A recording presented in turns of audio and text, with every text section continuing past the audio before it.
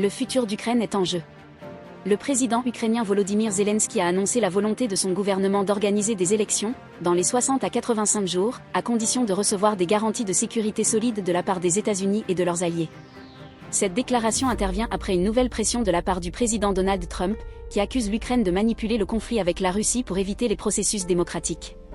La loi ukrainienne interdit strictement les élections en temps de guerre, et le mandat de Zelensky a pris fin l'année dernière. Il sollicite le soutien des États-Unis et de l'Europe pour gérer cette situation sans précédent, en proposant une législation parlementaire autorisant des élections en état de siège. Est-ce que cette initiative pourrait réellement résoudre les tensions sous-jacentes, ou simplement dissimuler un jeu stratégique plus profond ? L'accusation adressée à Zelensky d'être un « dictateur », déjà formulée par Vladimir Poutine, continue de planer au-dessus de la situation. Zelensky reste ferme, en priorisant l'établissement d'un processus démocratique une fois que la sécurité est définitivement assurée. Le gouvernement ukrainien se concentre désormais sur la préparation du travail législatif nécessaire, préparant ainsi le terrain pour des élections au cœur de l'état de siège, tout en l'absence de fin du conflit. Vous pouvez retrouver l'intégralité de l'histoire via le lien dans la description. Nous continuerons à explorer les complexités de cette situation sur le podcast.